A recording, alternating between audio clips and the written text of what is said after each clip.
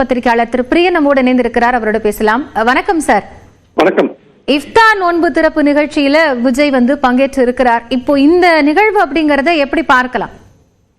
கண்டிப்பாக அவர் ஒரு நடிகரா இருந்தவரையும் இந்த மாதிரியான இந்த மாதிரியான நிகழ்ச்சிகளை கலந்து பாராட்டுறது சந்தேகத்துக்குரிய ஒரு விஷயம்.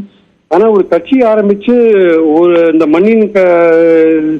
மண்ணுக்கு ஒரு பெண் திராவிடம், ஒரு பெண் தமிழ் தேசியம் என்று சொல்கிற விஜய் அவர்கள் பெரியாரை ஒரு கொள்கை தலைவராக ஏற்றுக்கொண்டுள்ள விஜய் அவர்கள் கிட்டத்தட்ட பாத்தீங்கன்னா பாஜகவை கொள்கை எதிரியாக கருதும் விஜய் அவர்கள் சிறுபான்மையினர் பாதுகாப்புக்காக அவர்களுக்கு ஒரு அரணாக நான் நிற்க வேண்டும் என்று நினைக்கும் விஜய் அவர்கள் இந்த மாதிரியான ஒரு இஃப்தார் நோன்பு திறப்பு விழாவை ஏற்பாடு செய்ததில் கலந்து கொண்டிருப்பது என்பது வரவேற்கத்தக்க ஒரு விஷயம். இதில் எந்த விதமான கட்சி அடையாளங்களும் இருக்கக்கூடாது என்று அவர் சொல்லியிருப்பது இன்னும் பாராட்டத்தக்க ஒரு அம்சமா நான் பாக்குறேன் நான்.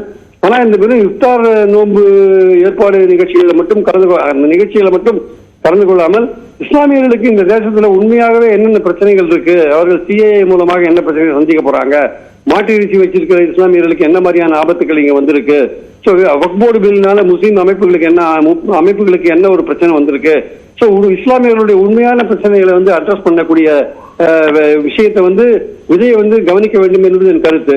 ஸோ இந்த இஃப்தார் நோன்பு சிறுபான்மையோருக்கு ஆதரவாக இந்த உங்கள் பக்கம் நான் இருக்கிறேன் என்று சொல்கிற விதமாக இதில் தேர்தல் கூட ஒரு நோக்கமாக இருந்தால் கூட அதை குறியீடாக இஸ்லாமியர்களுக்கு தன்னுடைய ஆதரவு அங்கு தெரிவிக்கும் விதமாக இந்த இஃப்தார் நோன்பை அவர் நடத்துவது என்பது மிகவும் பாராட்டத்தக்கது.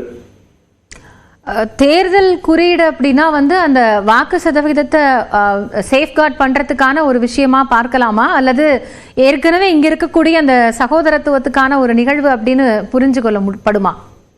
இல்ல, அதாவது ஒரு அரசியல் கட்சி ஏதோ ஒரு அரசியல் தலைவர் அல்லது அரசியல் கட்சி ஏதோ ஒரு நிகழ்ச்சிகளை ஏற்பாடு பண்றாங்கன்னா அதுல அவர்களுக்கான ஒரு அரசியல் ரீதியான லாபம் என்ன என்பதை பார்க்காமல் இருக்க மாட்டார்கள். அது இயல்பான ஒரு விஷயமா நான் பாக்குறேன். அதே சமயம் தேர்தலை மனதில் வைத்துதான் இந்த விஷயங்களை செய்யறாருன்னா அப்படியே நம்ம ஒரேடியா நம்ம சொல்ல முடியாது. ஸோ இது சகோதரத்துக்கு அந்த ஒரு பிரதர்ஹுட் பிரதிபலிக்கிற ஒரு விஷயமா இதை நம்ம பார்க்கணும். நம்ம சிறுபான்மையோரை அரவணைத்து கொண்டு போகணும். இந்த நாட்டுல செகுலரிசம்னா என்ன, ஆக்சுவலா பெரும்பாலோருக்குள்ள அதே மதிப்பும் மரியாதையும் சம வாய்ப்பும் சிறுபான்மையோருக்கும் கிடைக்கணும். அவர்களுடைய பெரும்பான்மையை சிறுபான்மையோரை அரவணைத்து கொண்டு செல்ல வேண்டும் என்பதுதான் செகுலரிசத்தோட ஒரு கூறா இருக்கு.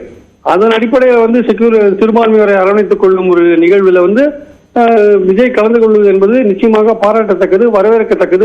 கட்சி அடையாளம் இல்லாமல் செய்வது என்பது இன்னும் கூடுதலாக ஒரு பாராட்டுக்குரிய ஒரு விஷயமா நான் பாக்குறேன். நன்றி திரு பிரியன். இணைப்பிலிருந்து உங்களுடைய கருத்துக்களை பகிர்ந்து கொண்டமைக்காக. தேங்க்யூ.